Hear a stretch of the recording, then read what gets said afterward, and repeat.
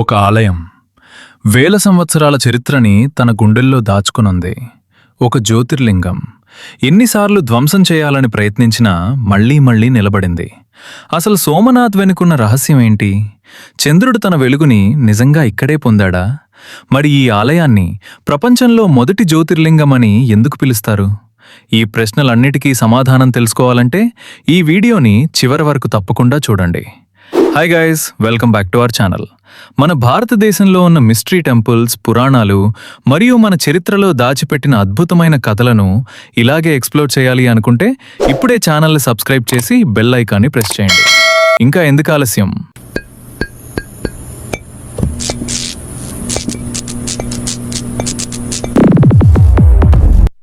Arabian sea తీరంపై Gujarat రాష్ట్రంలో ఉన్న Somnath temple కేవలం ఒక దేవాలయం మాత్రమే కాదు, అది భారతదేశ ఆధ్యాత్మిక చరిత్రలో అత్యంత ప్రాముఖ్యమైన క్షేత్రాలలో ఒకటి.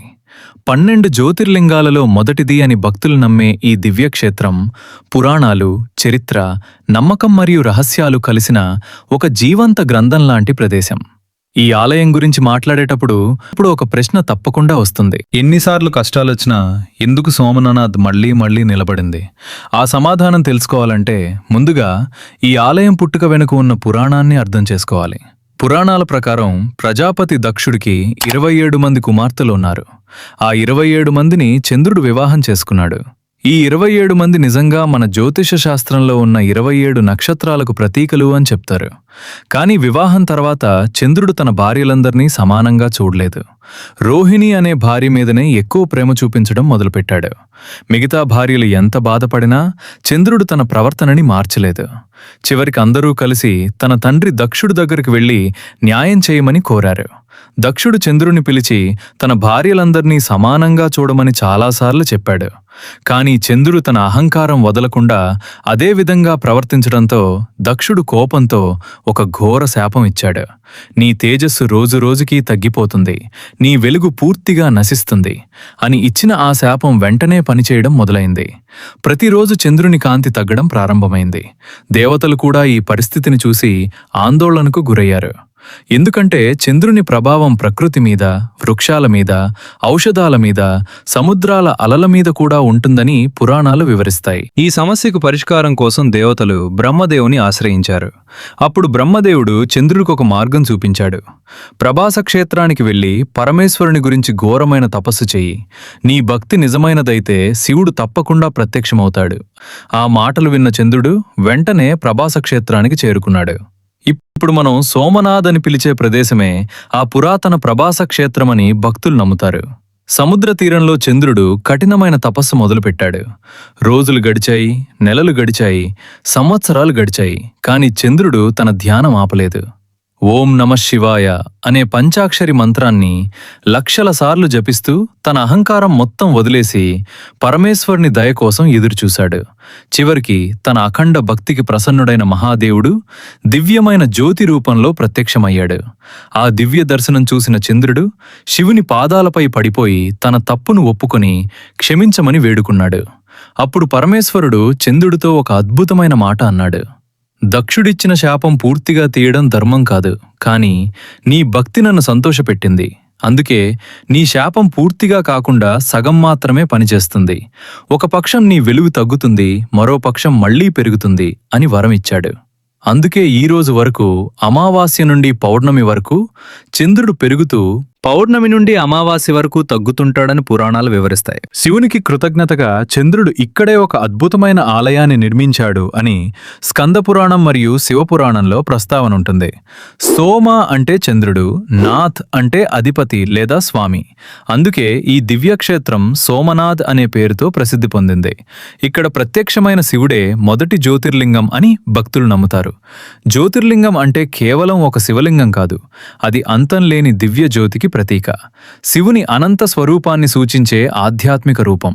కానీ సోమనాథ్ యొక్క గొప్పతనం ఇక్కడే ముగియలేదు. ఈ ఆలయం గురించి పురాణాలు మరో ఆసక్తికరమైన విషయాన్ని చెబుతాయి. మొదటిగా చంద్రుడు బంగారంతో ఈ ఆలయాన్ని నిర్మించాడని, ఆ తర్వాత రావణాసురుడు వెండితో పునర్నిర్మించాడని, ద్వాపర యుగంలో శ్రీకృష్ణుడు గంధం చెక్కతో మరలా కట్టించాడని, ఆ తర్వాత రాజులు రాతితో ఈ ఆలయాన్ని నిర్మించారని వివిధ పురాణ కథలు వివరిస్తాయి. వీటికి చారిత్రక ఆధారాలు ఆధారాలు పూర్తిగా లేకపోయినా వేల సంవత్సరాలుగా భక్తుల మధ్య ఈ కథలు జీవించే ఉన్నాయి. ఈ కథలే సోమనాథ్ని కేవలం ఒక టెంపుల్గా కాకుండా ఒక పురాణిక అద్భుతంగా మార్చాయి. కాలం గడుస్తూనే సోమనాథ్ భారతదేశంలో అత్యంత సంపన్నమైన దేవాలయాలలో ఒకటిగా మారింది. 1025 ఏడి మహమ్మద్ గజ్నీ అనే శక్తివంతమైన దండయాత్రకు నాయకుడు వేల మంది సైన్యంతో సోమనాథ్ వైపు పయనం మొదలుపెట్టాడు.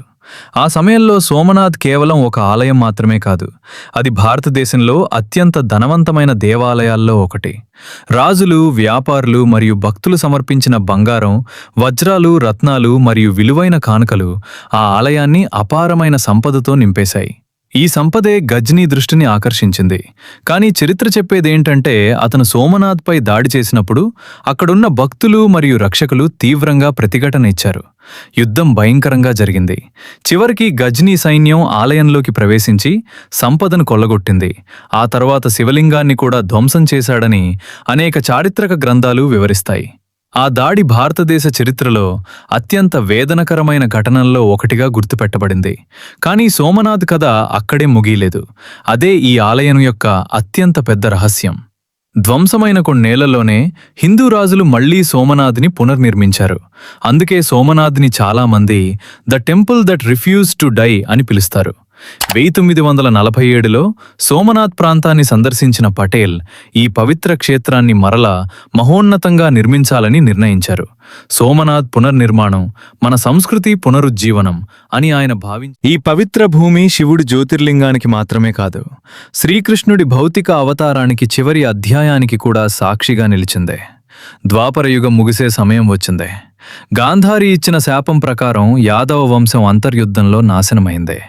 తన అవతార ప్రయోజనం పూర్తయిందని గ్రహించిన శ్రీకృష్ణుడు ద్వారకను విడిచి ప్రభాస క్షేత్రానికి చేరుకున్నాడు. అక్కడ ఒక రావి చెట్టు ప్రశాంతంగా ధ్యానంలో కూర్చొని ఉన్నాడు. అదే సమయంలో జరా అనే ఒక వేటగాడు దూరం నుండి శ్రీకృష్ణుడి పాదాన్ని జింక కన్నుగా భావించి బాణం సంధించాడు. దగ్గరకు వచ్చి చూసిన తర్వాత తాను చేసిన పొరపాటు తెలుసుకుని శ్రీకృష్ణుడి పాదాలపై పడిపోయి కన్నీళ్లు పెట్టుకున్నాడు. కాని శ్రీకృష్ణుడు అతన్ని ఓదారుస్తూ, "నువ్వు చేసినది నీ తప్పు కాదు, కాలం నిర్ణయించిన విధి మాత్రమే" అని చెప్పాడని పురాణాలు వివరిస్తాయి.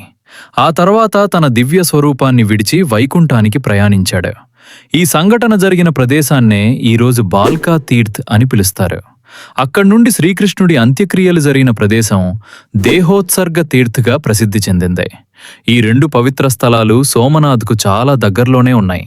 అందుకే సోమనాథ్ యాత్రను శ్రీకృష్ణుడి చివరి లీలను దర్శించకుండా పూర్తి చేయరు. సోమనాథ్ ఆలయం ఉన్న ఈ ప్రభాస క్షేత్రం 3 పవిత్ర నదులు కలిసే త్రివేణి సంగమానికి కూడా నిలయం.